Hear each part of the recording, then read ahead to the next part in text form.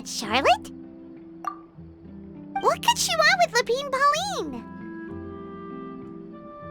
Pretty please with the cherry on top, Charlotte! Journalist extraordinaire! Please tell me you're joking! I read that a gang of criminals tricked the Gardamex by disguising themselves as blubber beasts. It's true, isn't it? It has to be!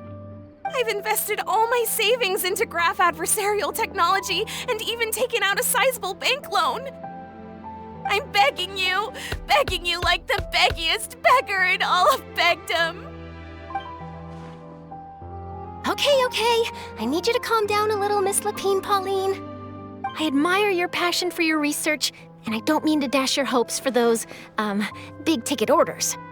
But I'm afraid I'm not joking. The Blubber Beast incident was a short story mailed to us by an anonymous amateur author, written— Oh, Paimon sees what happened here. Sounds like the report Lapine Pauline read in the Steambird wasn't in the news section after all. Funnily enough, I actually remember being in a meeting where the editing team was debating the potential risk of misleading the public with this story. They even went to Maison Gardiennage for advice. But to our surprise, they fully supported us printing it. They figured that the false intel would be a great way to dupe potential criminals into wearing ridiculous costumes when breaking the law. In truth, Gardamex are extremely sophisticated in their capabilities. They can identify criminals just as reliably as the best human guards, so a crude disguise isn't gonna get you far. If anything, it'll just make you stand out all the more. Since we ran that story, the Maison Gardiennage has made a slew of arrests, including, one phantom blubber beast, a titanic red-crowned finch, and a specter man. So I knew this story had helped out law enforcement, but this is the first time I'm learning of an innocent citizen being deceived by it, and investing so much mora for nothing.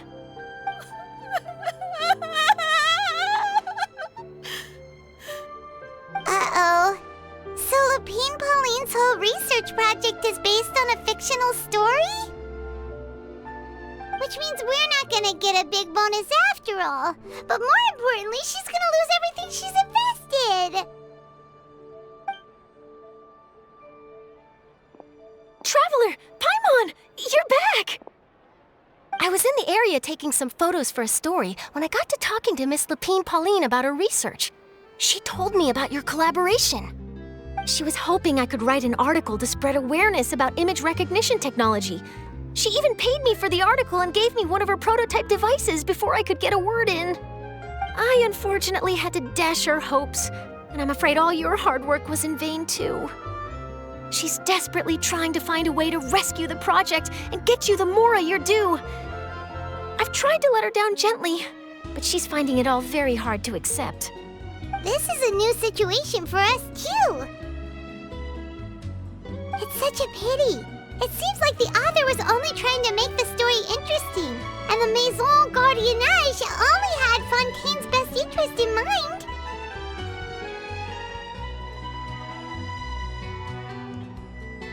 Wait, Miss Lapine Pauline, what are you doing? I'm gonna pick a fight with a Gardamek, head to the Opera at Biclès, and get a one-way ticket to the Fortress of Meropide. That way, I won't have to repay my debts. It's the only way I can afford to keep on living. Whoa, there's no need to go that far. I mean, come on, look at you. You wouldn't even dent the Gardamek's armor. In all likelihood, they'd only hold you up at the Maison Gardiennage for a few days before letting you out, and then you'd still have to repay your debts. Actually, instead of going into the technicalities of that, how much did you actually invest? How bad can it really be? 270,000 mora. Okay, well, escaping to the Fortress of Meropide over a sum like that seems like a last resort. Surely there must be other options. Not anymore. I used to be an equipment supplier to the Fontaine Research Institute before that blew to pieces, and now I'm just a small-time engineer. I scraped together some savings over the past few years, but I put every last mora into this project, and now I'm left with nothing. It's not just my savings that are gone. It's my whole future as a graph adversarial technology specialist and my dreams of becoming a billionaire one day.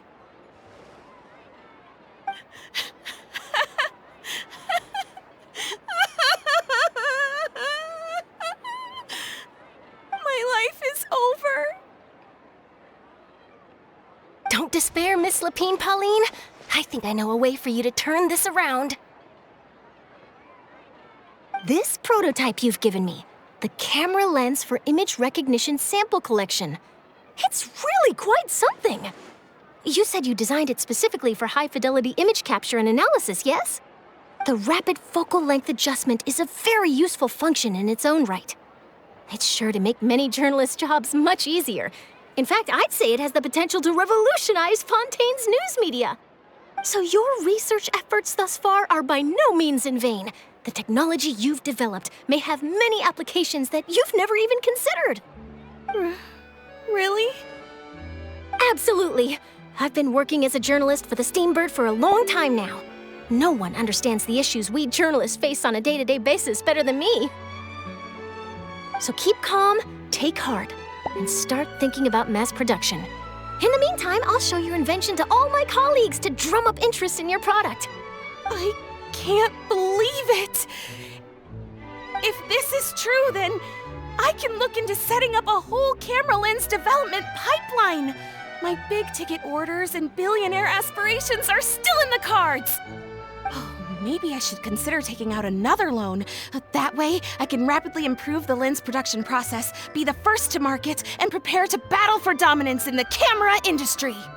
Come on, stop daydreaming about your pipelines for a minute. Just take it one step at a time and see how it goes. There's no sense in putting all your eggs in one basket before things are even off the ground. And I can probably speak to some people I know and license my image recognition device to a workshop to raise some funds. I can't believe I didn't think of this sooner. There's no time to lose. I need to get to work. Early bird gets the worm. Can you believe her? She just ran off. Paimon's pretty sure our advice went in one ear and out the other. It's understandable. When inspiration and passion strike at the same time, it's all too easy to throw yourself headfirst into your work and forget about everyone around you. A lot of journalists are the same way when they're first starting out. But don't you worry. I'm gonna write an article on all this, and I'll be checking in on her regularly. Her research has the potential to benefit the entire journalistic community. I'll give her plenty of input to stop her from going down any rabbit holes and make sure mass production of her lens can begin as soon as possible. It's reassuring to know that you'll be looking out for her, Charlotte.